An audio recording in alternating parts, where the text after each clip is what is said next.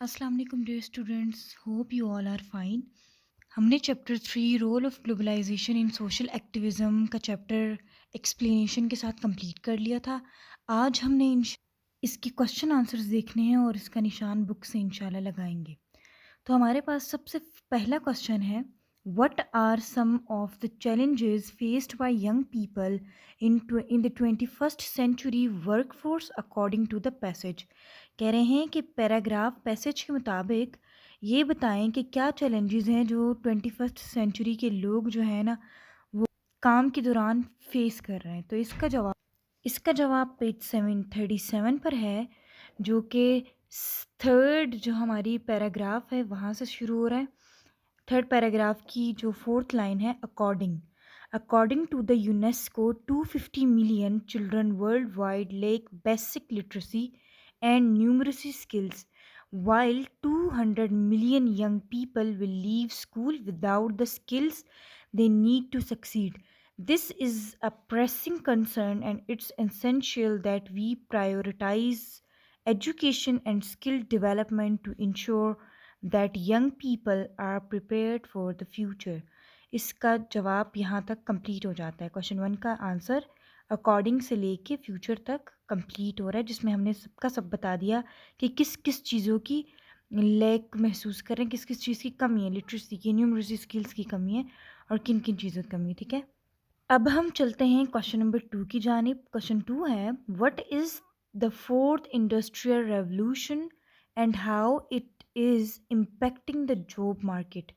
कह रहे हैं कि फोर्थ इंडस्ट्रियल रिवोल्यूशन क्या है और ये हमारी जॉब मार्केट पर क्या इम्पैक्ट डाल रही है, क्या असर डाल रही है। इसका जवाब पेज नंबर 37 पर ही है, जो कि बिल्कुल जहाँ से हमने क्वेश्चन 1 का आंसर लगाया था उसी पैराग्राफ की फर्स्ट लाइन जो है वहाँ से शुरू हो रहा है। The fourth industrial revolution clears that the job market is undergoing a profound transformation.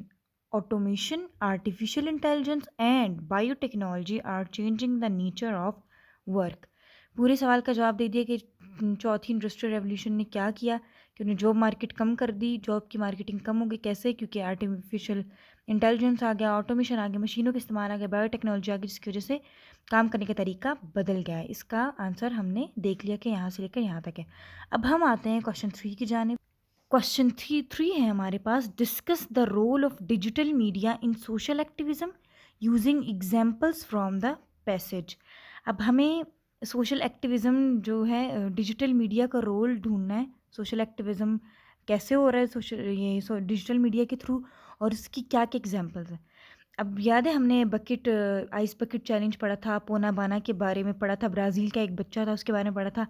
तो इसकी डिटेल बहुत बड़ी हो रही है। अगर मैं निशान लगवाना शुरू करूँ तो ये वन रिमार्केबल से शुरू होकर जो है ना यहाँ तक ख़त्म हो रहा है, यानी 3 पैराग्राफ आ रहे हैं। तो पेपर में जो है इतना लंबा आंसर नहीं लिखते हम। ये आंसर ज़्यादा से ज़्यादा 2 नंबर का होता है, 3 नंबर के लिहाज से आते हैं। तो हम इसका आंसर गाइड से देख लेते हैं।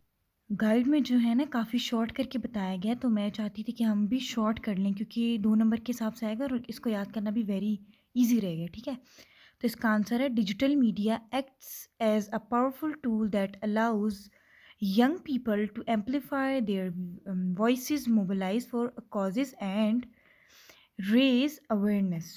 तो फर्स्ट पहले नंबर पे हमारे पास है the ice bucket challenge 2014 help raise million of dollars for disease research. Number 2 पर है ब्राज़ील में जो प्रोटेस्ट हुआ था 2013 में, young people such as 17 year old Jimmy Lima जो थे used social media to coordinate protests against corruption and demand better public policies. फिर नंबर 3 पर पोनाबाना democratic republic of the Congo, a platform that allows children to become bloggers and report to speak about issues in their communities and advocate for children's right. ये जो है question जो है हमारा question 3 का आंसर हो जाएगा। वेरी शॉर्टली जो है हमें दिया गया। अब देखिए हमने इस क्वेश्चन में जो है ना तीनों एग्जाम्पल्स को कैसे क्लियरली और शॉर्ट फॉर्म में जो है बयान कर दिया। अब हम चलते हैं अपने फोर्थ क्वेश्चन की जाने। फोर्थ क्वेश्चन है हमारा, what skills do young people need to succeed in the 21st century workforce. How can education and training program help prepare them for the future. कह रहे हैं कि 21st सेंचुरी के जो यंग पीपल हैं वो अपनी स्किल्स को लेकर कैसे कामयाब हो सकते हैं, और एजुकेशन और ट्रेनिंग के प्रोग्राम उनकी फ्यूचर को कैसे प्रिपेयर कर सकते हैं, हेल्प कर सकते हैं कि वो लोग मतलब फ्यूचर में बेहतरीन काम कर सके, कैसे हेल्प कर सकते हैं। तो इसका जवाब पेज 37 पर है।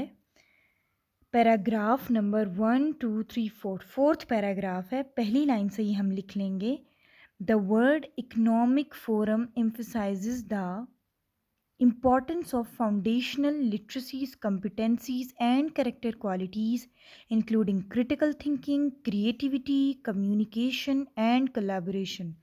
These skills will be essential for young people to succeed in the 21st century workforce. यहाँ तक हमारे क्वेश्चन 4 का आंसर है।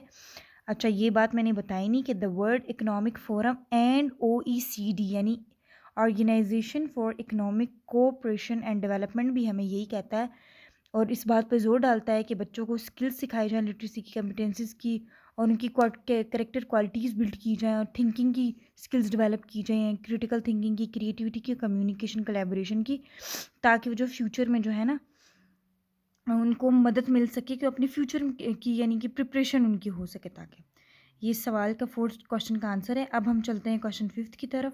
क्वेश्चन नंबर 5 है, what are some potential risks और challenges associated with digital activism and how can young people mitigate these risks.